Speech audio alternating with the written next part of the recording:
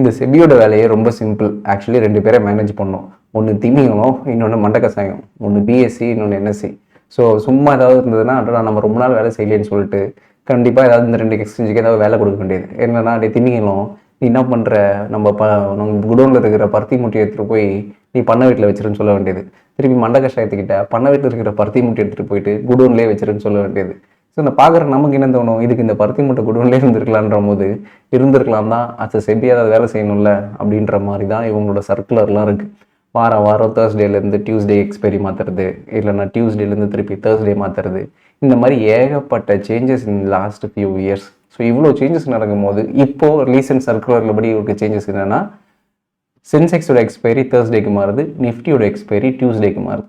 So இது மாறுறதுனால இப்போ நமக்கு அஸ் அ ட்ரேடராக நம்ம தான் அடி வாங்க போகிறோம். ஸோ இந்த இம்பாக்ட் எப்படி இருக்கும்? இதுக்கு முன்னாடி நீங்கள் பண்ண பேக் டெஸ்ட்லாம் ஒர்க் ஆகுமா, ஒர்க் ஆகாதா, இந்த மாதிரிலாம் கன்ஃபியூஷன் இருந்ததுன்னா இந்த சர்க்குலரை எப்படி மேனேஜ் பண்ணலாம், இது எப்படி இம்பாக்ட் பண்ணும் அப்படின்றத இந்த வீடியோவில் பார்ப்போம்.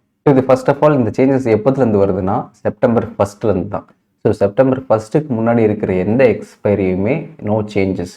ஸோ சென்செக்ஸை பொறுத்த வரைக்கும் ஆஸ் யூஷுவல் நோ டியூஸ்டே தான் எக்ஸ்பைரி, நிஃப்டியை பொறுத்த வரைக்கும் ஆஸ் யூஷுவல் தேர்ஸ்டே தான் எக்ஸ்பைரி. 1 செப்டம்பர் ஆன்வர்ட்ஸ் அன்னிலேருந்து அந்த ஓவரால் எக்ஸ்பைரி மாறுது. ஸோ சென்செக்ஸோட எக்ஸ்பைரி தேர்ஸ்டேக்கு மாறுது, நிஃப்டியோட எக்ஸ்பைரி டியூஸ்டேக்கு மாறுது. ஸோ இது மாறுறதுக்கான majority of the actual reason behind எடுத்துன்னு பார்த்தீங்கன்னா என்எஸ்சி தான். என்எஸ்சியோட ஓவரால் வால்யூம்ஸ் வந்து இம்பாக்ட் ஆகுது டியூஸ்டே சென்செக்ஸோட எக்ஸ்பைரி வைக்கிறதுனால. ஏன்னா தேர்ஸ்டே நிஃப்டியோட எக்ஸ்பைரி இருக்கும் போது மோஸ்ட் ஆஃப் த கான்சன்ட்ரேஷன் எப்படி இருக்குன்னா 4DT, 3DT, 2DT, 1DT, 0DT இப்படி தான் வால்யூம்ஸ் கொஞ்சம் கொஞ்சமாக இன்க்ரீஸ் ஆகும். ஸோ மேக்ஸிமம் வால்யூம்ஸ் பார்த்தீங்கன்னா எப்போவுமே ஆன் எக்ஸ்பைரி டேஸ் தான். ஸோ டியூஸ்டே வந்து சென்செக்ஸோட எக்ஸ்பைரின்றதுனால மேக்ஸிமம் வால்யூம் இப்போ நிஃப்டியை தாண்டி சென்செக்ஸுக்கு தான் போகுது. அண்ட் தேர்ஸ்டேயோட வால்யூம் ஆப்வியஸ்லி மேக்ஸிமம் வந்து நிஃப்டிக்கு தான் போகும், ஏன்னா அன்றைக்கி தான் எக்ஸ்பைரி டே.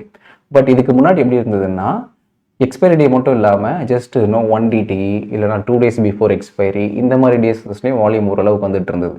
இப்போ டோட்டலாக இந்த 2DT 2 days பிஃபோர் எக்ஸ்பைரிக்கான வால்யூம் டோட்டலாக காலி ஆகிடுச்சு என்எஸ்சியில், ஏன்னா சென்செக்ஸ் எக்ஸ்பைரி இருக்கிறதுனால. ஸோ இதனால் இவங்க இந்த 2 எக்ஸ்சேஞ்சுக்குள்ளே பேசிக்கிட்டு ஸோ ஓவராலாக நம்ம எக்ஸ்சேஞ்சோட எக்ஸ்பைரி டேஸை மாற்றினா நம்ம 2 பேருக்கும் இம்பாக்ட் வராதுன்றதுனால சென்செக்ஸ் வந்து தேர்ஸ்டே வச்சுட்டாங்க அண்ட் ஓவராலாக நிஃப்டி வந்து இப்போ டியூஸ்டே வச்சுட்டாங்க. ஸோ தட் இந்த ஓவரால் 2DT வால்யூம்ஸ்லாம் பெருசாக இம்பாக்ட் ஆகாது அப்படின்ற ஒரு ரீசன்னால. ஸோ அஸ் அ ட்ரேடராக இது எந்த அளவுக்கு இம்பாக்ட் ஆகும் அப்படின்னு பார்த்தீங்கன்னா டிபெண்ட்ஸ் அப்பான் உங்களோட ட்ரேடிங் ஸ்ட்ராட்டஜியை பொறுத்த வரைக்கும். ஸோ அஸ் அ ட்ரேடர் இப்போ எனக்கு பொறுத்த வரைக்கும் பார்த்தீங்கன்னா எனக்கு பெரிய இம்பாக்டே கிடையாது. ஏன்னா என்னோட ட்ரேடிங்கோட ஓவரால் மேக்ஸிமம் அலோகேஷனே எக்ஸ்பைரி டே மட்டும்தான்.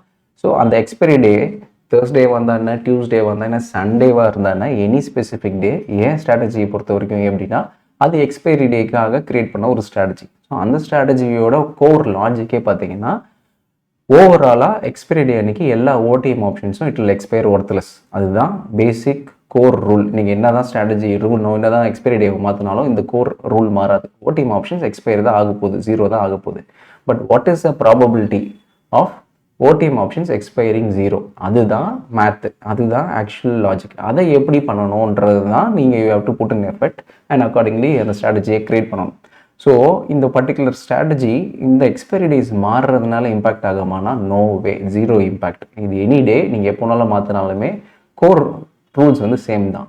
பட் ஒரு சில பேர் பேக் டெஸ்ட் பண்ணும்போது என்ன பண்ணுவாங்கன்னா டே வைஸ் பிரிச்சுருவாங்க. மண்டே டு ஃப்ரைடே அப்படின்னு பிரிச்சுட்டு okay Monday to Friday overall இவ்வளோ ரிசல்ட்டு, அதில் வெனஸ்டே இவ்வளோ ரிட்டர்ன்ஸ் கொடுத்துருக்கு, மண்டே இவ்வளோ ரிட்டர்ன்ஸ் கொடுத்துருக்கு, அதர் 2 டேஸ் பார்த்தீங்கன்னா பெரிய ரிட்டர்ன்ஸ் கொடுக்கல, அதனால நான் அதர் 2 டேஸ் ட்ரேட் பண்ண மாட்டேன் அப்படின்னு ஃபிக்ஸ் பண்ணியிருந்தாங்கன்னா அவங்களுக்கு இது இம்பாக்ட் ஆகும். ஏன்னா எப்போவுமே நான் அடிக்கடி சொல்கிற ஒரு விஷயம் என்னன்னா இந்த டே வைஸ் ஃபில்டரை யூஸ் பண்ணக்கூடாது. டே வைஸ் ஃபில்டர் நீங்கள் இந்த மாதிரி யூஸ் பண்ணிங்கன்னா இந்த மாதிரி சேஞ்ச் ஆஃப் எக்ஸ்பைரி வரும்போது உங்களோட பேக் டெஸ்ட் டோட்டலாகவே இன்வேலிட் ஆயிரும். ஸோ இந்த மாதிரி ஒரு ட்ரேடிங் ஸ்ட்ராட்டஜியை வச்சு ஒருத்தவங்க பண்ணுறாங்கன்னா டெஃபினட்டாக இப்போ அவங்களுக்கு தலையை சுரிஞ்சிட்டு தான் உட்காந்துட்டு இருக்கேன், என்ன பண்ணுறதுன்னு தெரியல, இதுக்கு முன்னாடி பண்ண பேக் டெஸ்ட்டு வேலிடா இல்லையா, இந்த கன்ஃபியூஷன்லாம் வரும். அதனால தான் எப்போவுமே சொல்லுவேன் இந்த டே ஃபில்டர் மட்டும் பேக் டெஸ்ட்டில் யூஸ் பண்ணாதீங்க. அது யூஸ் பண்ணி நீங்கள் ட்ரேட் பண்ணிங்கன்னா அது ஆல்மோஸ்ட் கர்வ் ஃபிட் பண்ணுற மாதிரி தான். பேக் டெஸ்ட்டில் நல்லாயிருக்கும், பட் லைவில் இந்த மாதிரி அடி வாங்குறதுக்கு நிறைய சான்ஸ் இருக்குது. ஸோ நீங்கள் ஜென்ரலாகவே ஏதாவது இப்போ ஆல்கோ டெஸ்ட்டில் ஒரு ஸ்ட்ராட்டஜியை பேக் டெஸ்ட் பண்ண போகிறீங்கன்னா ஸோ ஸ்டார்டிங்லேருந்தே ஒரு நார்மல் ரூல்ஸ் என்ன ஃபாலோ பண்ணணும்னா you segregate based on DTEs, days to expiry. Suppose இப்போ நீங்கள் பார்த்துட்டு இருக்கீங்க ஒரு சிம்பிளான எக்ஸாம்பிள், ஒரு short straddle at the money call option, at the money put option, ஒரு 30% ஸ்டாப் லாஸ், 30% ஸ்டாப் லாஸ், ஒரு 10 லாட் யூஸ் பண்ணோன்னா எனக்கு ஓவராலாக ஓகே இதுதான் பிஎன்எல் டிஸ்ட்ரிபியூஷன்னா இதை நீங்கள் டேஸ் வைஸ் இந்த மாதிரி ஃபில்டர் மண்டே, தேர்ஸ்டே, வெனஸ்டே எனக்கு எவ்வளோ வருது இந்த மாதிரி பார்க்காம you always focus on 0 DTE. So இந்த 1 DTE, 2 DTE, 0 days to expiry, 2 days to expiry அந்த மாதிரி ஃபோக்கஸ் பண்ணும்போது irrespective ஆஃப் மண்டேவோ, தேர்ஸ்டேவோ, வெனஸ்டேவோ அது எக்ஸ்பைரி டே என்ன எக்ஸ்பைரி டேக்கு கிட்ட இருக்கோ, ஸோ 0 DTEனா அது எந்த அளவுக்கு பர்ஃபார்ம் பண்ணுது, இன்கேஸ் இது ஒரு 2 DTEனா அது எந்த அளவுக்கு பர்ஃபார்ம் பண்ணுது, ஓவராலாக உங்களுக்கு ஒரு ரிசல்ட்ஸ் டீட்டெயில்ஸ் வந்துடும்.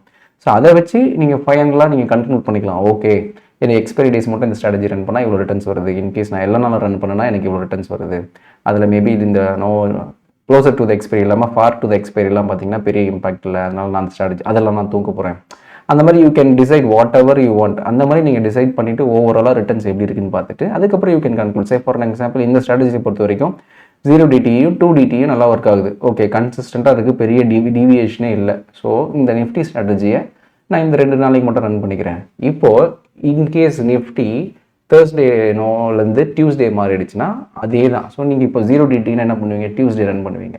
அதேமாதிரி 2 DTEனா என்ன பண்ணுவீங்க, ஸோ மண்டேக்கு பதிலாக ஃப்ரைடே ரன் பண்ணுவீங்க. So Friday and Tuesday run பண்ணுவீங்க இன்கேஸ் நிஃப்டி வந்து டியூஸ்டே எக்ஸ்பைரிக்கு மாறிடுச்சுன்னா. அதே ரூல்ஸ் தான், அதே ஸ்ட்ராட்டஜி தான், ஜஸ்ட் ஆன DTE பேசிஸில் வச்சு நீங்கள் ஃபிக்ஸ் பண்ணி ரன் பண்ணும்போது இந்த கன்ஃபியூஷன்லாம் வராது. ஸோ செபியை பொறுத்த வரைக்கும் இந்த மாதிரி ஏதாவது சர்க்குலர் இன்னும் ஃபியூச்சரில் கண்டிப்பாக வந்துகிட்டே தான் இருக்க போகுது. ஸோ ஓவராலாக ஒரு அன்சர்டனிட்டி கண்டிப்பாக இந்த ஆப்ஷன்ஸ் ரிலேட்டடாக தான். இந்த எல்லா சர்க்குலரும் பார்த்தீங்கன்னா இந்த ஆப்ஷன்ஸ் ரிலேட்டடாக இருக்கே தவிர ஃபியூச்சர்ஸ்லையோ கேஷ் மார்க்கெட்லையோ பெரிய ஃபோக்கஸ் இல்லை. ஏன்னா அதில் பெரிய வால்யூமே இல்லை. அதனால தான் செபி அதை பெருசாக நோண்ட பண்ணுறாங்க. ஸோ அஸ் அ டைவர்சிஃபிகேஷன் ரூலாக ஆப்ஷன்ஸ் மட்டும் இல்லாமல் start focusing on other instruments. அது கேஷ் மார்க்கெட்டாக இருக்கலாம், இல்லைன்னா ஃபியூச்சர்ஸ் ட்ரேடிங்காக இருக்கலாம், இல்லை இண்டெக்ஸ் ஃபியூச்சர்ஸாக இருக்கலாம், இல்லை கமாடிட்டியாக கூட இருக்கலாம். So you start seeing other alternative options எப்பயே. அதனால் அப்போ தான் வந்து ஆப்ஷன்ஸை தாண்டி கொஞ்சம் அடிஷ்னல் எக்ஸ்போஷர்ஸும் இருக்கும். இந்த மாதிரி ஏதாவது ஒரு சர்க்குலர் வந்தால் அது பெருசாக நம்மளோட ட்ரேடிங்கை இம்பேக்டும் பண்ணாது. So this is what I want to convey. So ஓவராலாக இந்த பர்டிகுலர் சர்க்குலர்னால பெரிய இம்பேக்ட் கண்டிப்பாக இருக்க போகிறதே இல்லை. ஸோ ஓவராலாக உங்களோட அப்ரோச் நான் முன்னாடியே சொன்ன மாதிரி டே வைஸ் இல்லாமல் DTE வைஸ் வச்சு நீங்கள் ஃபிக்ஸ் பண்ணிட்டீங்கன்னா இட் won't have a பெரிய impact. So this is what I want to convey. இதில் ஏதாவது டவுட்ஸ் இருந்ததுன்னா நீங்கள் கமெண்ட்ஸில் மென்ஷன் பண்ணுங்கள், நான் அட்ரஸ் பண்ணுறேன்.